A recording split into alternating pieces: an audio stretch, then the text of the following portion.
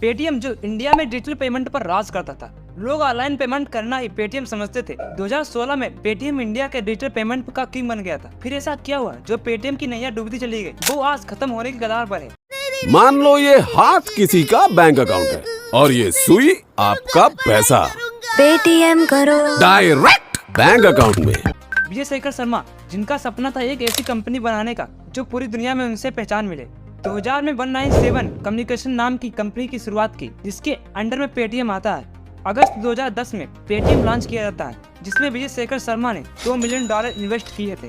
शुरुआत में ये प्रीपेड मोबाइल और रिचार्ज प्लेटफॉर्म हुआ करता था, जो बाद में data card, landline, postpaid mobile के लिए काम करता था। 2014 में पेटीएम ने वॉलेट लॉन्च किया, जिससे इंडिया में ट्रांजेक्शन का इजी मैटर हो गया था। इससे पेटीएम की बहुत तेजी से ग्रोथ हुई। 2016 में नोटबंदी के बाद पेटीएम की पॉपुलैरिटी और बढ़ गई, जिससे पेटीएम के ऑफिशियल ने फायदा उठाने को सोचा और अगले ही दिन देश के सारे न्यूज़पेपर में प्राइम मिनिस्टर के साथ एड पब्लिश करा दिया, जिसमें पेटीएम ने डिजिटल पेमेंट को आगे ले जाने के लिए मोदी जी को कांग्रेचुलेट किया था। लेकिन ये आइडिया पेटीएम पर ही उल्टा पड़ गया, क्योंकि अपोजिशन पार्टी ने आरोप लगाया कि नोटबंदी की मदद से बीजेपी ने पेटीएम को फायदा पहुंचाया है और पेटीएम को इसके बारे में पहले से पता था। पर विजय शेखर ने इस बात पर ध्यान नहीं दिया और पेटीएम के एक महीने में 14 करोड़ से बढ़कर 27 करोड़ यूजर हो गए थे। 2014 में पेटीएम ने पेटीएम बैंक की शुरुआत की, जो आज के टाइम पर पेटीएम का प्रॉफिटेबल प्रोडक्ट है। 2017 में इस बैंक को आरबीआई ने अप्रूवल दे दिया, जिससे पेटीएम का यूजर और बढ़ गया।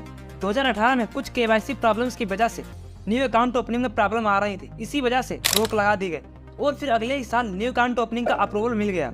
2022 में पेटीएम और आरबीआई के बीच कुछ प्रॉब्लम्स मिली, पर पेटीएम बैन के बाद भी अच्छी ग्रोथ कर रहा था।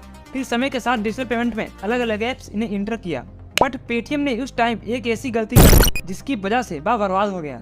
उसी टाइम एनपीसीआई ने यूपीआई को लॉन्च कर दिया, जिसकी मदद से bank to bank payment transfer करना आसान हो गया था। पेटीएम जिस वॉलेट की मदद पर चल रहा था, उसकी पॉपुलैरिटी कम होने लगी थी। पेटीएम ने यूपीआई को इतनी जल्दी एक्सेप्ट नहीं किया, इस वजह से उसके यूजर्स दूसरी प्लेटफॉर्म जैसे फोन पे और गूगल पे पर जाने लगे थे। पेटीएम ने यूपीआई को एक्सेप्ट तो किया, पर बहुत देर हो चुकी थी और पेटीएम का डाटा बेस भी कम हो गया था, उसके शेयर्स गिरने लगे थे। इससे पेटीएम का लॉस ज्यादा होने लगा।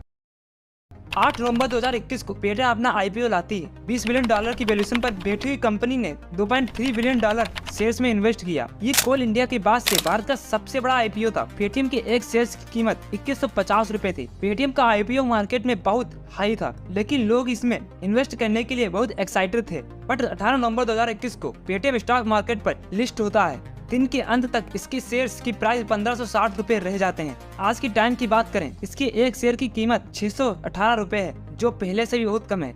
इसीलिए कहते हैं हर एक कदम सोच समझकर उठाना चाहिए। वीडियो पसंद आई तो वीडियो को लाइक, शेयर और सब्सक्राइब कर देना। मिलते हैं नेक्स्ट वीडियो, तब तक के लिए टाटा बाय बाय।